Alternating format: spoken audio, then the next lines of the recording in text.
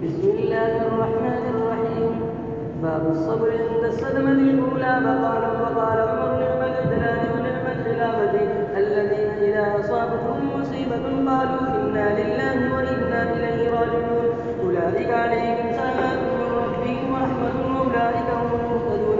وقوله تعالى: واستعينوا بالصبر والصلاة فإنها لكبيرة إلا على الخاشعين. وبه قال حدثنا محمد بن بشار قال حدثنا بندر قال حدثنا شعبة عن ثابت قال: سمعت ونزل عن النبي صلى الله عليه وسلم قال: الصبر عند الصدمة الأولى. باب قول النبي صلى الله عليه وسلم: إنا بك لمحزونون. وقال ابن عمر عن النبي صلى الله عليه وسلم: تدمع العين ويحزن القلب.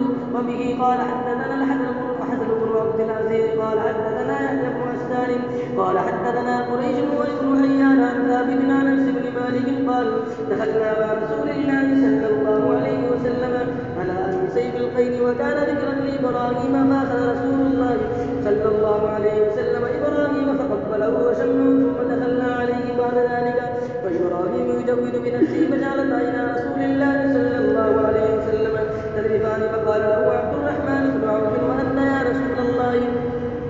فقال: يا ابن عوف إنا رحمة. ثم أتبع بأخرى فقال: إن العين تدمع والقلب يحزن ولا نقول إلا ما يرضى ربنا وإن بفراقك يا إبراهيم لمحزونون. رواه موسى عن سليمان بن المغيرة عن ثابت عن انس عن النبي صلى الله عليه وسلم. باب البكاء عند المريض.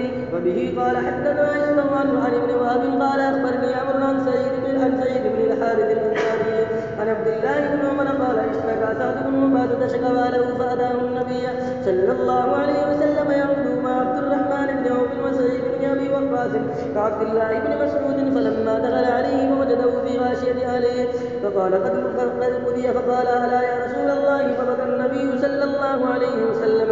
رأى القوم بكاء النبي صلى الله عليه وسلم بكوا فقال: ألا تسمعون؟ إن الله لا يعذب بدمع العين ولا بحزن القلب ولكن يعذب بهذا. وأشار إلى لسانه يرحم وإن الميت يعذب ببكاء أهله عليه. وكان عمر يضرب فيه بالعصا ويرمي بالحجارة ويحثى بالتراب. باب ما ينهى عن النوح والبكاء والزجر عن ذلك. وبه قال حدثنا محمد بن عبد الله بن أوسم قال حدثنا عبد الوهاب قال حدثنا يحيى بن سعيد قال: أخبرتني أمرة قال: سمعت عائشة تقول: لما جاء قتل زيد بن حارثة وجعفر وعبد الله بن رواحة جلس النبي صلى الله عليه وسلم يعرف فيه الحزن وأنا أطلع من شق الباب فأتاه رجل فقال: أي رسول الله صلى الله عليه وسلم إن نساء جعفر وذكر بكاءهن فأمره أن ينهاهن. فذهب الرجل ثم أتى فقال: قد نهيتن وذكر أنه لم يطعنه فأمره الثانية أن ينهاهن. فذهب ثم أتاه فقال: والله لقد غلبنني أو غلبننا الشك من محمد بن عوسم. فزعمت أن النبي صلى الله عليه وسلم قال: واحد بأفواههن من التراب فقلت: أرحم الله أن غضب الله ما نصر الفاقد. فما ترك رسول الله صلى الله عليه وسلم من العناء. وبه قال حدثنا عبد الله بن عبد الوهاب قال حدثنا همام قال حدثنا أيوب عن محمد عن أم عطية قالت: فقد علينا النبي صلى الله عليه وسلم عند البيعة ألا ننوء فما وقفت منا امرأة غير 5 نسوة: أم سليم وأم العلاء وابنة أبي سبرة وامرأة معاذ وامرأتان أو ابنة أبي سبرة وامرأة معاذ وامرأة أخرى. باب القيام للجنازة. وبه قال حدثنا عبد الله بن عبد الله قال حدثنا سفيان قال حدثنا سوري